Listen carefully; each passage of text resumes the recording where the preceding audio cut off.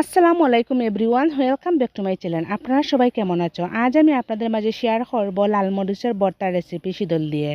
আশা করি আজকের এই সহজ ভর্তা রেসিপিটি আপনাদের কাছে ভালো লাগবে। আর ভর্তা কিন্তু আমরা সবাই পছন্দ করি, যেহেতু আমরা সবাই বাঙালি। বিয়স আর ভর্তা বানাতে কিন্তু আমরা সবাই জানি, কিন্তু এক একজনের ভর্তার স্বাদ কিন্তু এক এক রকম হয়ে থাকে। আশা করি আজকের এই ভর্তা রেসিপিটি আপনাদের কাছে ভালো লাগবে বিয়ার্স। আর এখানে নিয়ে নিলাম আমি রসুন, আর রসুন থেকে রসুনের আঁশগুলো আমি ছাড়িয়ে নিয়েছি।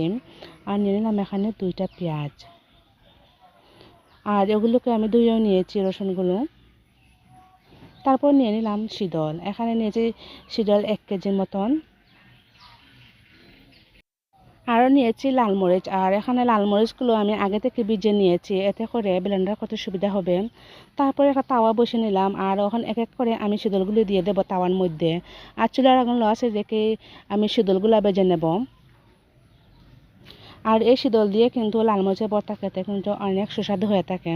আর যারা খেয়েছে তারা তো জানোই এই এই যে শীতল দিয়ে এর ভর্তাটা কেমন। আর যারা খাওয়ানো তারা অবশ্যই ট্রাই করবা, দেখবা আপনাদের কাছে অনেক ভালো লাগবে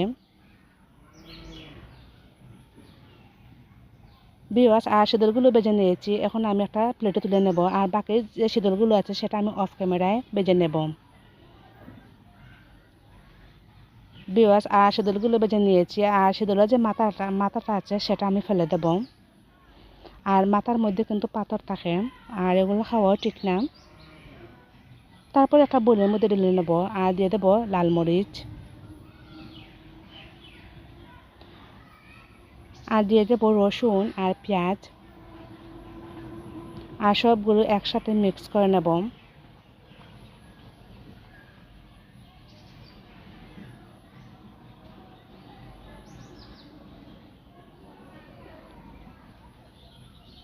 বিয়ার্স আর সবগুলো মিক্স করে নিয়েছি, এখন আমি একটা ব্লেন্ডার জারের মধ্যে নিয়ে নেব।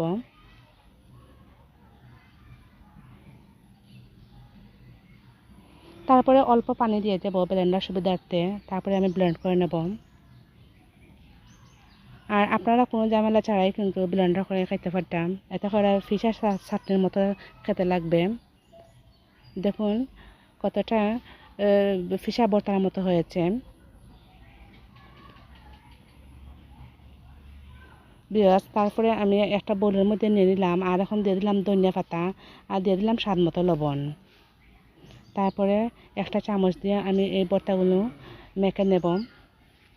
আপনারা মনে করছেন এত ভর্তা দিয়ে আমি কী করবো? এই ভর্তাগুলো আমি হাজব্যান্ডের জন্য বাইরে পাঠাবো, তাই এগুলো দিয়ে একটা বক্সের মধ্যে ভরে আমি ডিপ ফ্রিজে রেখে দেবো। আর যারা ভর্তার লাভার এভাবে বেশি করে বানিয়ে ডিপ ফ্রিজে সংরক্ষণ করিয়া 6 মাস পর্যন্ত খাইতে পারবা। আর এতে করে কোনো ভর্তা যেরকম বানিয়েছে সেরকমই থাকবে, কোনো নষ্ট হবে না। আর আশা করি আপনাদের কাছে আজকের এই ভর্তার রেসিপিটি ভালো লেগেছে। আর ভালো লাগলে অবশ্যই কমেন্ট করে বলবা কেমন হয়েছে। তাহলে আজকের মতো এখানে বিদায়, আল্লাহ হাফেজ।